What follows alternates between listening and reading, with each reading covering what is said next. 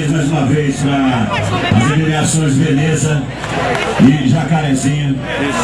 Veneza é um jogo muito bom, jogou demais, saiu na frente, mas o Jacarezinho aproveitou melhor a chance. Parabéns à família Jacarezinho, parabéns à família Veneza, parabéns a esse incentivador do esporte nosso, do futebol.